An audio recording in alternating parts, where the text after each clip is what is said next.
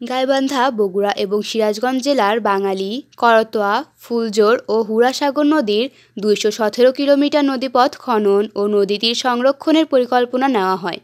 সেনাবাহিনীর তত্ত্বাবধানে প্রকল্প বাস্তবায়নের কাজ শুরু হলেও কিছু অসাধু চক্র অবৈধভাবে বালু উত্তোলন করে নিলাম ছাড়া বিক্রি করছে, যা সরকারের রাজস্ব ক্ষতির পাশাপাশি পরিবেশের ভারসাম্য নষ্ট করছে।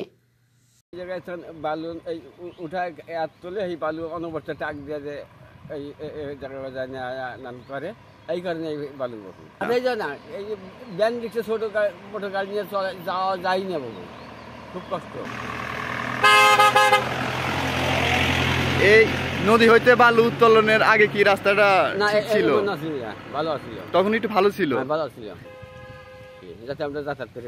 সবসময় তো আমার ব্যান রিক্সা দিয়ে যাবো, খুব কষ্ট হয়। অবৈধভাবে উত্তোলিত বালু এলাকার বিভিন্ন স্থানে ড্রাম ট্রাকের মাধ্যমে বিক্রি করা হচ্ছে, যা গ্রামীণ রাস্তাগুলোর জন্য মারাত্মক হুমকিস্বরূপ। বিশেষ করে নলকা এরামদহ থেকে পাঙ্গাসি রোড এবং বকুলতলা ব্রিজ পর্যন্ত রাস্তার অবস্থা বেহাল। ভারী 10 চাকার ড্রাম ট্রাক চলাচলের ফলে রাস্তার মধ্যে খানাখন্দ তৈরি হয়েছে এবং ধুলোর পরিমাণ বেড়েছে, যা পথচারী ও যানবাহন চালকদের জন্য চরম দুর্ভোগ সৃষ্টি করছে। স্থানীয় বাসিন্দাদের অভিযোগ, কিছু অসাধু কর্মকর্তার যোগসাজশে এই অবৈধ বালু ব্যবসা চলছে, যা প্রশাসনের কঠোর হস্তক্ষেপের দাবি রাখে। রাস্তাঘাটে তো কোনো নাই, কেউ কোনো কিছুই বলে না, এখন ওরা যা পারতেছে তা করতেছে। আমাদের দাবি তো রাস্তা ভালো হওয়া লাগবে, আর এই যে পানি পুলি দেয় না, এই দেখেন এইরকম অবস্থা, ধুলামুলা আসতেছে।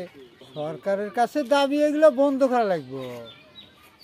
রিক্সা, অটোরিকশা ও ভ্যান চালকরা চলাচলে প্রচণ্ড সমস্যায় পড়ছেন, ফলে তাদের আয় রোজগার ব্যাহত হচ্ছে। ধুলোবালির কারণে স্বাস্থ্য ঝুঁকিও সৃষ্টি হচ্ছে।